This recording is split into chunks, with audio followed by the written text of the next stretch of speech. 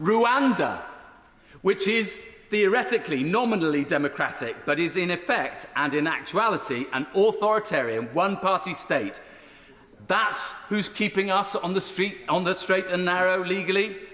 Just think about that before you vote for this nonsense. Thank you, Mr. Deputy Speaker. It's a delight to follow the honourable gentleman who made one of the best speeches so far today against the bill. Unfortunately, he doesn't follow through with his logic, but I'm sure that by the end of this process he will follow through with his logic, because this bill, he knows perfectly well, is not really acceptable. And in his heart of heart, he would like to vote against it tonight, I'm sure. There are 5 reasons to vote against this bill. First of all, it won't work. The idea that someone who is not deterred by a dangerous journey in a dinghy across the most crowded sea lane in the world will be deterred by this flimsy piece of nonsense is just laughable. Second, it will lead to protracted and expensive chaos because it sails, as he says, so close to the wind legally that it will inevitably lead to legal challenges. And ironically enough, since the ouster clauses mean challenges cannot be adjudicated in the British courts, they will go to the European Court of Human Rights. So the government is actually replacing a UK court with a European court and simultaneously declaring on the face of the bill that it is not satisfied that the bill will withstand a legal challenge based on compatibility with the European Convention on Human Rights. That is a recipe for chaos and for expense. Thirdly, the bill seeks to reverse, by statute law, a finding of fact by the highest court in the land, the Supreme Court. It therefore creates a legal fiction.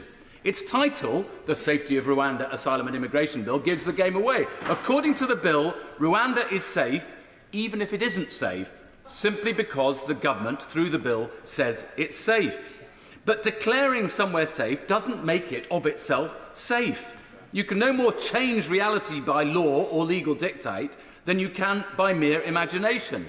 As Bolingbroke says in Richard II, you cannot cloy the hungry edge of appetite by bare imagination of a feast. And you cannot make Rwanda safe just by saying it. So Clause 2's declaration that every decision-maker must conclusively treat the Republic of Rwanda as a safe country is utterly fatuous.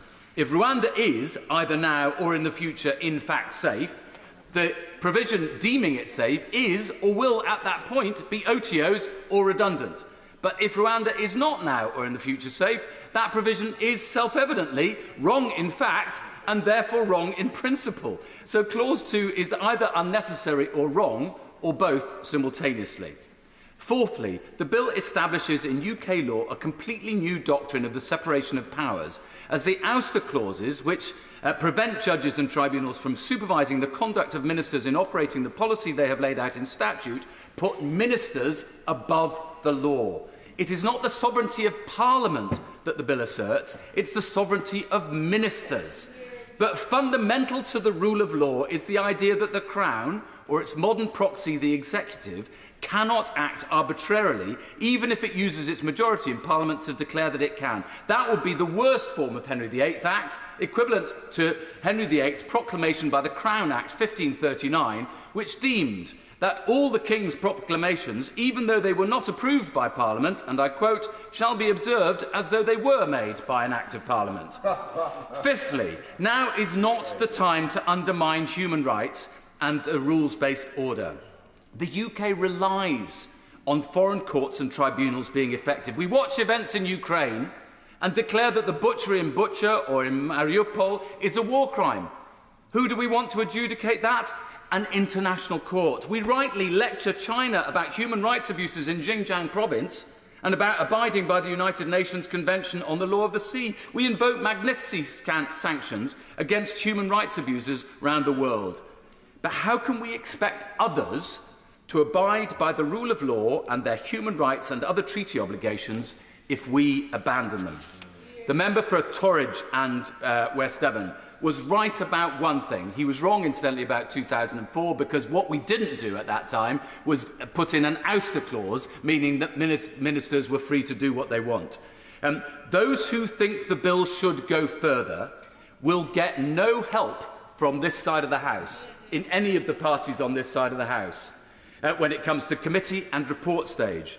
And as we've just heard, if the member for Stone's demands were to be met in amendments at committee and report stage, Rwanda would withdraw, and the member who's just spoken would withdraw his support for the bill. I don't know why anyone would vote for this bill, but voting for it, despite knowing that it's legally offensive, or believing that it is fatally flawed, in the desperate hope that the government will help you amend it, is just delaying the inevitable.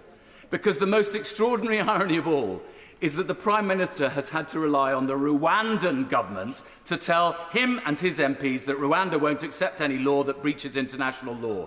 Rwanda, which is theoretically, nominally democratic, but is in effect and in actuality an authoritarian one-party state.